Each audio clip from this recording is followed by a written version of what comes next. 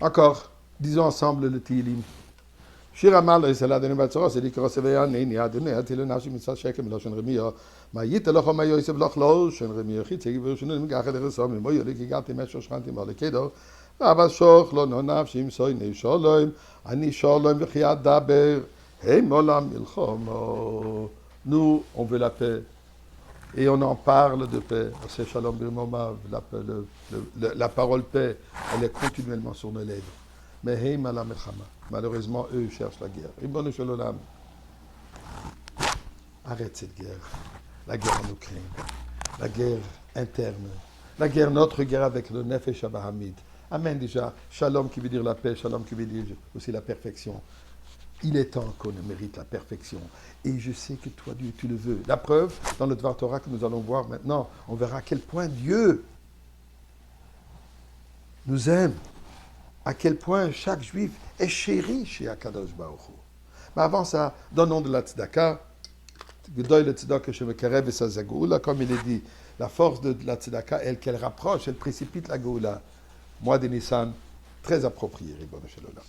Eh bien, en parlant de tzarad, cette léprosie qui n'est pas léprosie, mais le terme qu'on utilise, on avait vu que ça peut être sur le corps de la personne, sur ses vêtements, ainsi que sur les murs de la maison, sur la maison. Dit la Torah la chose suivante. Si quelqu'un remarque et soupçonne que cette tache qu'il a sur les murs peut être considérée tzarad, il faut qu'il aille chez le Kohen. Le Kohen va devoir venir vérifier, inspecter. Si c'est bon, tout est bon. Si c'est considéré tamé, alors la maison et tout le contenu de la maison est considéré tamé. Et le processus est détruire et la maison et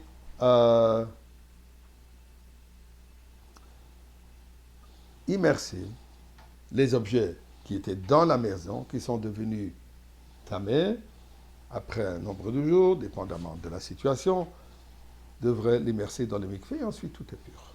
Dit la Torah la chose suivante, qu'avant que la personne va chez le Kohen, ou plutôt avant que le Kohen vienne inspecter la maison, Vetziva Kohen, le Kohen va ordonner la personne, au pinu tabaït, qu'il vide la maison de tout ce contenu. Beterem yavo Kohen lirot et nega.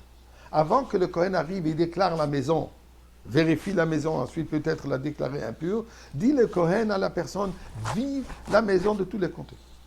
Tout le contenu. V'loyit makol asher babayit, pour que tout ce qui se trouve à l'intérieur de la maison ne devienne pas tamé.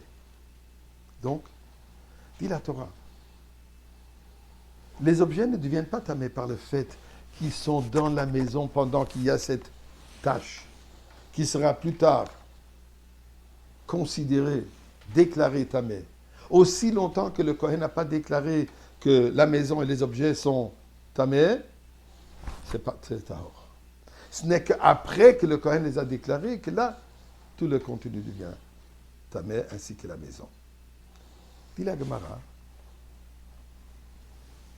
à quoi la Torah se fait des soucis, comme pour dire, pour sauver les objets de la maison. En réalité, la grande majorité des contenus de la maison pouvaient être rendus tahor, en immersant dans le mikveh.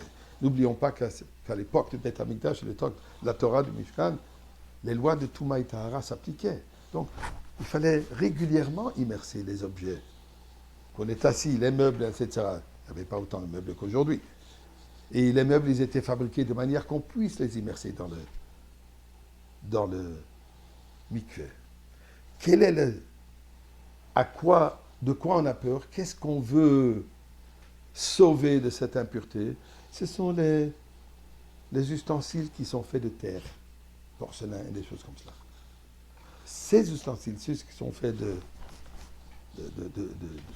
produits de terre, ceci ne se purifie pas. Dit la Torah. Dieu, il veut protéger, sauver, même les choses qui sont relativement bon marché. Torah de dire, Torah chassa al mamonam shel tzadikim. La Torah, elle fait attention sur l'argent des tzadikim. Va'amer kulam tzadikim. Tout le peuple juif sont tzadikim. Donc ceci nous illustre à quel point chaque juif est chéri aux yeux de Dieu. Tout simplement par le fait qu'il est juif. Même si c'est quelqu'un qui a un tsarat, même quelqu'un qui a un comportement pas très fameux, tout de même, Dieu veut protéger ses biens. Eh bien, Kadosh Baruch Hu, tu nous aimes, tu nous chéris, on t'aime. Envoie-nous déjà le Kohen pour qu'il vide ce galout de tout le contenu et qu'on se retrouve déjà dans la maison pure, la maison, le Beth Amikdash, dans la Goula, bien sûr, avec Mashiach Tzidkenu, Malkeinu Boroshenu, Yechi HaMelech.